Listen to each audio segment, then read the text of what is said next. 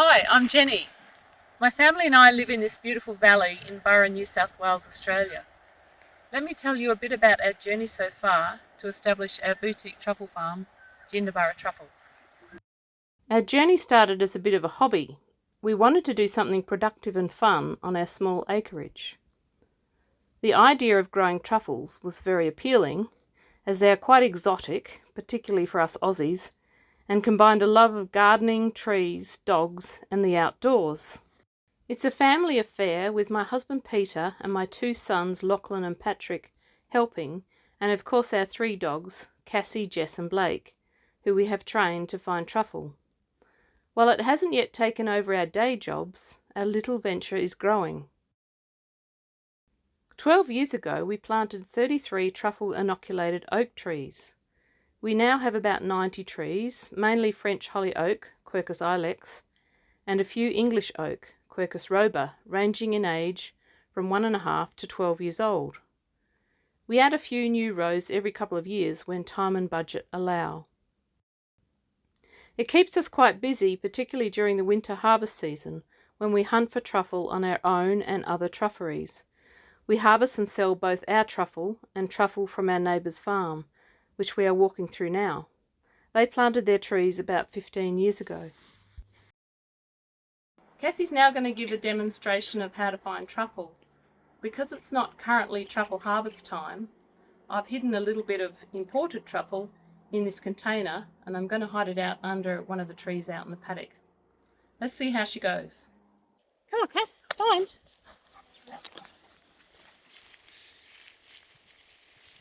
Show me.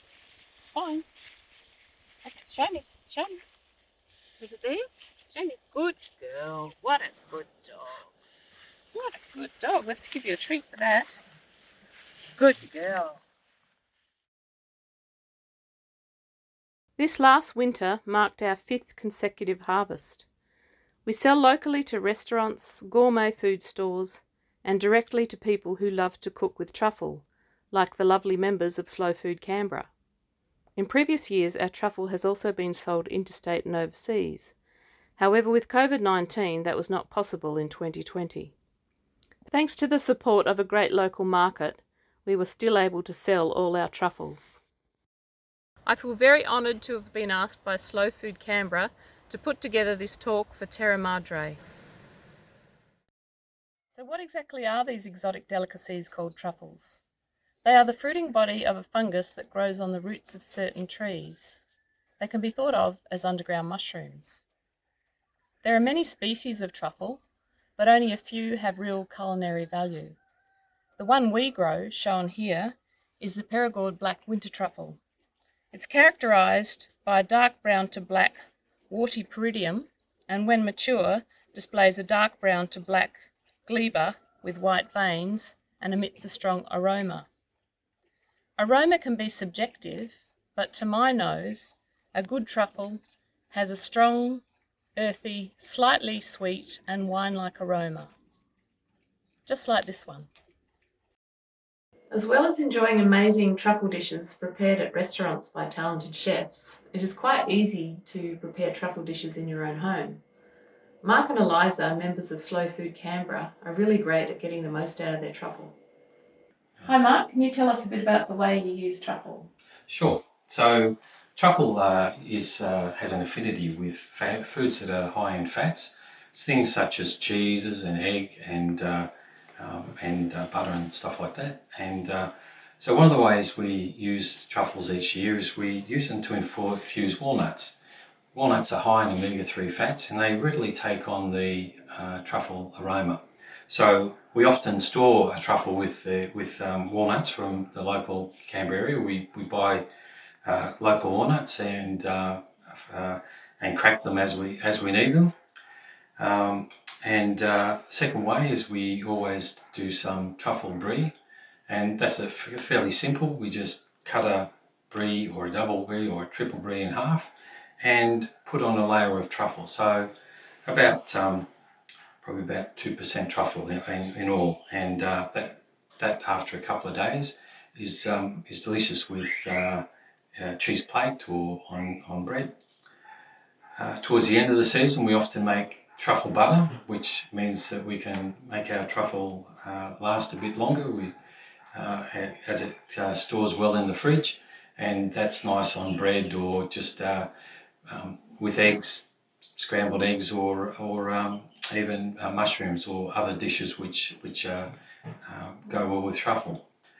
And one of our favourite things that we like to do is we use the truffles for a dish called a snapper and papillote with ginger and truffle. We use a recipe from the Truffle Cookbook by Rodney Dunn, which we found to be probably a really good source of recipes for using truffles. And the dish is quite simple and easy to do and delicious. So I'll show you how we go about putting that dish together now. Great, thanks Mark. Okay, so to assemble the dish is quite simple. We start with some vegetables, which is a mixture of carrots and turnip and ginger and garlic to give it a bed of veggies to sit on. On top of that, we put a fillet of a snapper. It's a white fish, so we use South Coast snapper, which is a very nice fish that's caught fresh in the local area, about an hour and a half down the coast. For that we add a bit of seasoning, salt and pepper, and some truffle.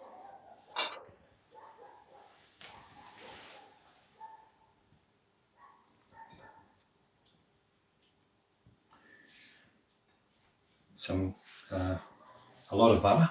In this case we're using truffle butter, and we add a bit of Chinese white wine and soy sauce. The tricky bit is assembling the package. Usually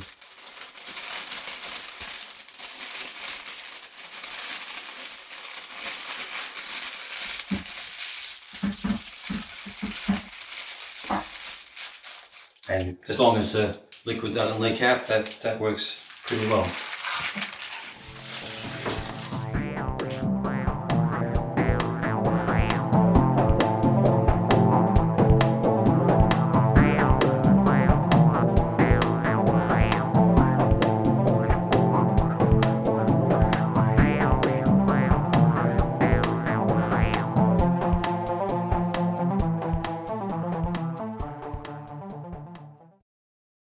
So to cook, it's 10 to 15 minutes in a 180-degree oven, and just to garnish, we just cut the paper and garnish with a bit of spring onion and some fresh truffle.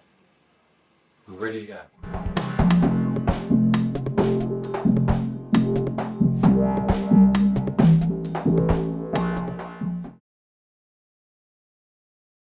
The climate here is quite suitable for growing truffles. Being 800 metres above sea level, we get frosts in the winter which, although not essential for truffle production, are believed to help produce a stronger flavoured truffle. Truffle spores germinate in early to mid-spring, and truffles develop from late spring to early summer. For some truffles, like the black winter truffle, grass dying or burning off around the tree is a good sign, as it indicates strong underground fungal activity. This is called a brûlé, which is the French word for burn. From midsummer to early autumn, truffles grow, starting to mature in late autumn. To sustain the developing truffles until harvest time, the moisture content in the soil needs to be kept up over summer and autumn. Without good summer rain or irrigation, the harvest may be poor. Truffles are harvested through the winter months, commencing in late autumn and ending in early spring. As well as the right climate, the right soil is essential. Truffles need to grow in an alkaline soil with a pH between 7.9 and 8.3. To prevent rot, the soil needs to be loose and free draining. Depending on the original condition of the soil, this may take a lot of soil work. Most Australian soils are naturally acidic and need lime to raise the pH to the required level. The amount added depends on a soil test. This may take a lot of lime. In this case, lime is being applied at a rate of 180 tonnes per hectare, 35 tonnes for these 2 rows alone. Once the lime has been distributed, it is then incorporated into the soil with further ploughing. The patch will be left for at least 6 months before planting to enable the soil to settle down and the pH to rise to the required level before planting. The young trees we plant are sourced from a nursery that specialises in the inoculation of the young seedlings with tuber melanosporum. Once the young trees are planted, it's very important to protect them from the local creatures like kangaroos, rabbits, hares, grasshoppers, and from conditions like dry spells and strong winds. We use tree guards, weed mats, we have mesh around the tree to stop digging animals, and we have sprinklers as well. And then we wait. You may be waiting quite a few years.